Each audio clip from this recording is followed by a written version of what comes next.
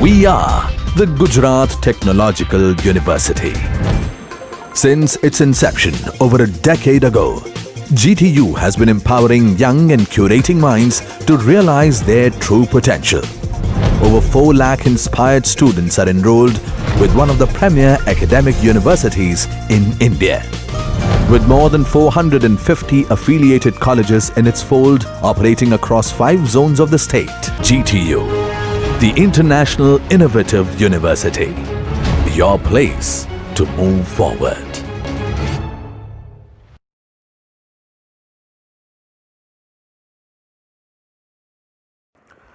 Hello students, today we will see about the sources of impurity in medicinal agents. A compound is said to be impure if it is having foreign matter. Pure chemical compound refer to that compound which is having no foreign matter, for example impurities. Purification of chemicals is an expensive process. Substances should not be purified more than required as it brings about waste of time, material and money.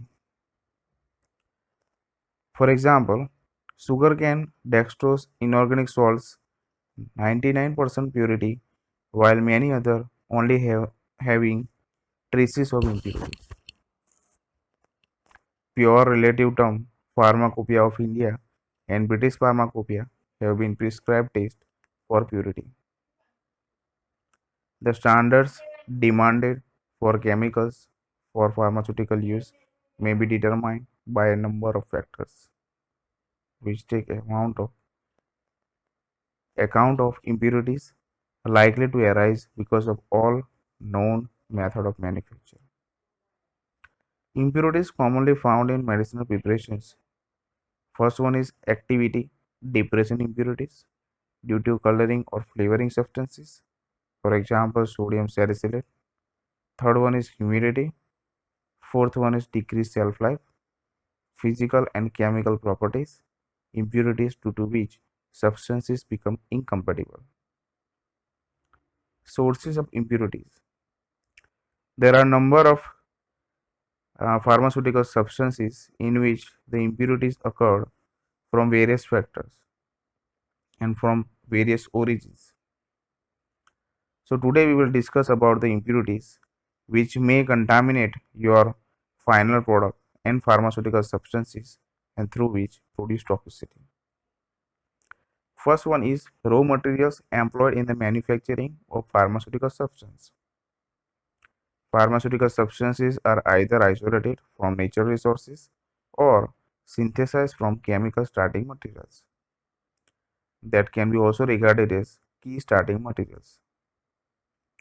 The natural sources include mineral sources, animals, and microbes. It is essential to verify the identity of source material and to establish its quality. Otherwise, impurities associated with the raw material may be carried through the manufacturing process to contaminate the final product.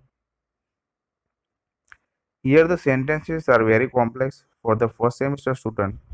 So I think it is the best practice to make your own sentences out of complex sentences, because in examination the student or the beginner may afraid to write very much complex sentences instead of simple sentences. So try to make your own language out of reading of these sentences. So in natural minerals rarely occurs in a reasonable pure form. All almost always mixtures of closely related substances occur together. For example, aluminum ores are usually accomplished by alkali and alkaline earth compounds. Barium and magnesium impurities are found in calcium minerals. Zinc accompanies magnesium or iron compounds. Lead and heavy metals are found as impurity in many sulfide ores. Among the acid radicals or anions, bromides and iodides are often found as impurities in chlorides. Bismuth salts contains silver, copper and lead as impurities. So generally heavy metals and lead are the compounds which acts as the impurity in many of the mineral sources. Method of manufacture. Generally, manufacturing process involve key starting material, intermediates, and final compounds. During that process, it may have the chances during the process to have or to introduce new impurities into the final product.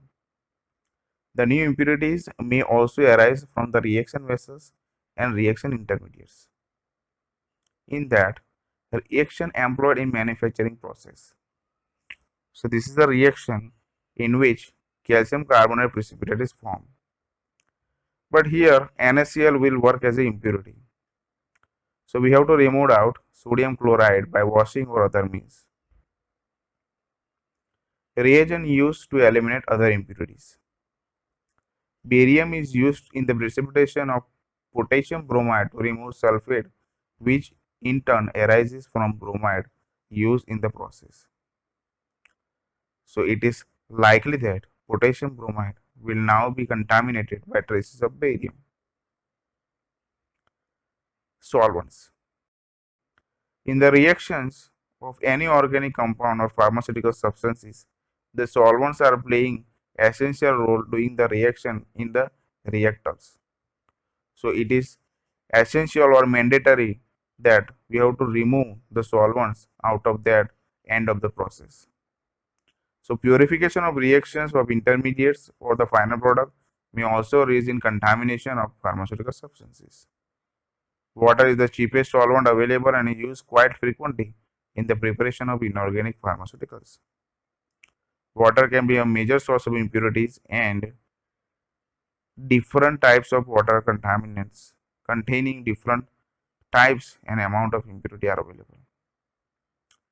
So we know that water is a major solvent for manufacturing major inorganic pharmaceuticals. So there are various types of water available in the market, in which the first one is tap water. It contains several impurities like calcium, magnesium, sodium, chloride, carbonate, and sulfate in trace amounts. The tap water on large scale will lead to the contamination of final product with these impurities because the impurities will remain in the product even after washing. Softened water. It is almost free from divalent ions or the cations like calcium and magnesium, but contains more of sodium and chloride ions as impurities because of the usual chemical water softening process. Therefore, the final products obtaining using softened water as solvent will not have calcium and magnesium impurities but still contain sodium and chloride impurities. Demineralized water.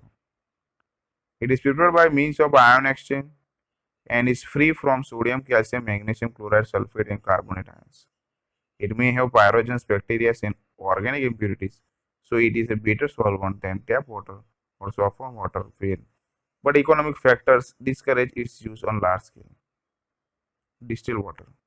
It is free from all organic and inorganic impurities and but it is quite expensive. So generally in R&D department or the laboratories or government laboratories, it is used as a research purpose or maybe used in some industries to scale up their product. Reaction vessels. Reaction vessels are generally the reactors in the manufacturing operations or any of the company or industry. And there are various types of reactors like glass reactors, silica reactors, and stainless steel reactors. They are called as SS reactors. And they may contain silver, aluminum, iron, nickel, and zinc impurities. So during the reactions also, they will impart in the reactive substance, or maybe in the intermediate.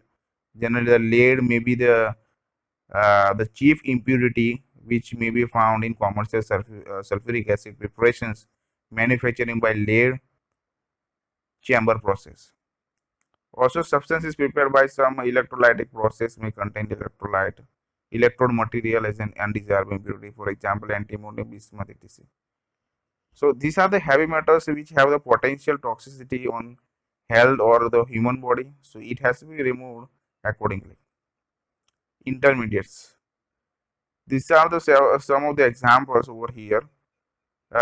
in which sodium borate is formed and sodium bromide is formed, and the CO and the water with it will work as an impurity. So during the process, the byproduct has to be removed out to clean up the product and to fasten the reaction. Here the sodium borate intermediate is reduced to sodium bromide by heating the residue obtained by evaporating the solution to dryness with charcoal. If sodium bromate is not completely converted to the sodium bromide, then it is likely to be present as an impurity. Atmospheric contamination during the manufacturing process. Several reactions it may directly expose to the atmosphere. So it may chance that they will absorb some of the atmospheric carbon dioxide during the reaction. And these are the several example reaction illustration purpose. For example, a reaction between the sodium hydroxide and carbon dioxide to produce sodium carbonate, and the reaction between the calcium hydroxide and carbon dioxide to produce calcium carbonate, they may work as an impurity during the process. Manufacturing hazards. There are several hazards it can take place during the manufacturing operations. For example, leakage of the tubes and cylinders containing the heavy pressurized gases such as hydrogen and nitrogen, and if they are not handled properly, then they may produce hazards either as a chemical hazard or physical hazard. If the manufacturer is able to control and check impurities from all above mentioned sources, there exists certain manufacturing hazard which can lead to the product contamination. Here the student may write their own answer in your own language, but try to simplify in the simple sentences that examiner can understand easily what you are writing, what's your view in the answer, and how the logic is behind the answer. The various manufacturing hazards can lead to contamination from particular matter. The unwanted particulate matter can arise by a number of ways, such as accidental inclusion of dirt or glass, porcelain, plastic, or metallic fragments from sieves, granulating, tableting, and filling machines and product container. The particular contamination mainly arises from wear and tear of the equipment. Here, wear and tear in mechanism means mechanical forces that may act during the manufacturing process of a handle by or operated by a particular analyst or operator, during which the high pressure is required during the tableting, for example, and in that it may chances that some of the chips and tears may arise during the punching operation. It may also arise from the bulk materials used in the formulation or from dirty or improperly maintained equipments. For example, metal particles are found in eye ointments packed in metal tubes made up of tin and aluminum. Cross contamination of product. During the cross contamination, or it is a contamination due to the product changeover due to in the reactor, or maybe in the mixing vessels, or during the granulation, or the handling of powder or tablets in bulk, and due to that it may have the chances to cross contaminate the other product. For example, is in synthetic hormones, in which the steroidal moieties are present in the synthesis of synthetic hormones. During that it may produce a contamination or the crossover to the another product. Precautions such as use of face mask and special extraction equipment can minimize this undesirable contamination. Contamination by microbes. During the sterile manufacturing, in which ophthalmic preparations and parental preparations are intended to manufacture, during that the entire facility has to be sterilized with proper use of alcohol and sanitizers if they have in the manufacturing facility. And microbial contamination can be controlled by adding suitable antimicrobial antifungal agents, but during that microbes may produce contamination in the products, so that the stability and the shelf life may be affected. Errors in manufacturing operations or the process. Sometimes in a liquid preparation there is incomplete solution of solute. This ought to be detected by normal analytical method, as it can lead to major error. For example, The efficiency of mixing, filling, tableting, sterilization, etc. should be exercised in order to obtain a product of maximum purity and desired quality. Special precautions are required to be observed to avoid mixing and filling of errors in the preparation of low dose forms, such as tablets and capsules containing highly potent medicaments. Errors in packaging. So during packaging operation also there are special precautions required. So like size, shape, and color, uh, and also the cartoons which are available for final product packaging. And if the mislabeling of that particular product is happen, then during the transportation and distribution of that product, it may chance that it may be delivered to the wrong address or the premises. So adequate care should be taken to avoid the handling of such products in the close proximity. Instability of product. There are various types of instability, and this will be discussed over here. And that the first one is the chemical instability, and any kind of chemical or the pharmaceutical substance, it may get decomposed during the exposure to light, or traces of acid or alkali may be present, or metallic impurities or air oxidation of carbon dioxide. If the reaction is in open container, and the nature of decomposition can also be predicted from the knowledge of chemical properties of the substance. All such decompositions can be minimized or avoided by using the proper storage procedures and conditions. Oxidation can also be prevented by adding suitable antioxidants which is capable of undergoing oxidations at the expense of substances. So there are various chemical decompositions, for example, photochemical decompositions, oxidative reaction, reduction reactions. Oxidation generally occur due to the open air containers or the reaction vessels in which the carbon dioxide and oxygen is contact with the reaction mixtures. Second one is the changes in physical properties.